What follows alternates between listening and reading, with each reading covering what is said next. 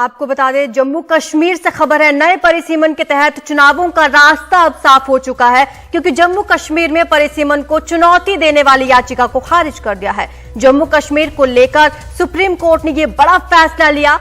परिसीमन और विधानसभा सीटों के बदलाव की प्रक्रिया को वैध ठहराया गया है। जस्टिस संजय किशन कौल और जस्टिस अभय एस ओक की बेंच ने यह बड़ा फैसला लिया है। आपको बता दें कि चुनावी नक्शा एक बार फिर से तैयार हो सके जम्मू कश्मीर में, इसके लिए बहुत जरूरी था कि वहां पर परिसीमन हो। इसके लिए परिसीमन आयोग गठित किया गया था और जब आयोग ने अपनी रिपोर्ट सौंपी थी केंद्र सरकार को, उस पर हस्ताक्षर कर दिए गए थे और बड़ी खबर यहां पर जो चुनौती दी गई थी उसको खारिज कर दिया है याचिका को। आशीष भार्गव हमारे सहयोगी हमें ज्यादा जानकारी देंगे। आशीष, अब चुनाव का रास्ता साफ नजर आ रहा है, यहां पर जम्मू कश्मीर में परिसीमन को चुनौती देने वाली याचिका खारिज हो चुकी है। जी बिल्कुल, देखिए यहाँ पर सवाल ये था कि 2020 में परिसीमन आयोग का गठन केंद्र सरकार ने किया था और अप्रैल 2022 में 25 अप्रैल को उन्होंने अपनी रिपोर्ट सौंप दी। जो विधानसभा की सीटें थी वो 114 से बढ़ाकर 107 से बढ़ाकर 114 कर दी थी और इसके साथ साथ 5 नई प्रस्तावित लोकसभा सीटें भी जोड़ी थी और इन विधानसभा सीटों में 24 सीटें वो हैं जो पीओके में है, यानी पाकिस्तान अधिकृत कश्मीर में है, जो पाकिस्तान के कब्जे में है। तो यहाँ पर कश्मीर के 2 निवासियों ने यहाँ पर पिटीशन डाली थी सुप्रीम कोर्ट में और कहा था कि ये पूरी तरह अवैध है।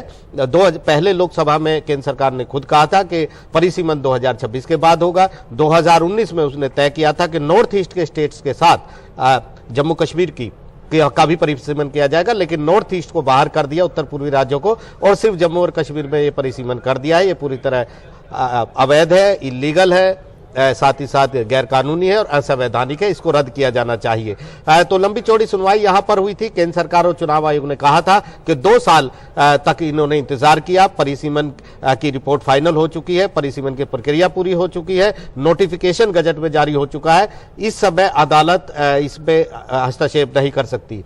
सुप्रीम कोर्ट ने भी याचिकाकर्ता को कहा था कि वो 2 साल तक कहां सो रहे थे, जब परिसीमन की प्रक्रिया शुरू हुई थी उसी समय इसे चुनौती देना चाहिए था। और अब सुप्रीम कोर्ट ने अपने एक फैसले में 2 बड़ी बातें कही हैं। पहली बात यह कही है कि जो डिलिमिटेशन, जो परिसीमन किया है केंद्र सरकार ने, ये पूरी तरह वैध है, ये उसके अधिकार क्षेत्र में है, ये कहा है। तो एक बहुत बड़ा फैसला केंद्र सरकार के पक्ष में सुप्रीम कोर्ट से आया और जो कवायद थी कि वहां पर विधानसभा चुनाव की तैयारी की जा रही है नई परिसीमन के तहत, उसको एक तरह की हरी झंडी सुप्रीम कोर्ट ने दे दी है। केंद्र सरकार के ऊपर वो कब इलेक्शन कराना चाहती है, कब चुनाव कराना चाहती है, वो उसके ऊपर है, लेकिन सुप्रीम कोर्ट से एक बहुत बड़ी राहत यहां पर केंद्र सरकार को मिली है। और जम्मू कश्मीर में विधानसभा चुनाव को लेकर जो अटकलें थी, क्योंकि सरकार नए परिसीमन के तहत चाहती थी, जम्मू कश्मीर के ये 2 लोग आए थे, ये कह रहे थे कि पूरी तरह अवैध है, असंवैधानिक है, इसे रद्द करना चाहिए। नए परिसीमन के तहत सीटों जो का गठन किया गया है उसके तहत चुनाव नहीं होना चाहिए, लेकिन यहां पर वो दलीलें ठुकरा दी गई हैं और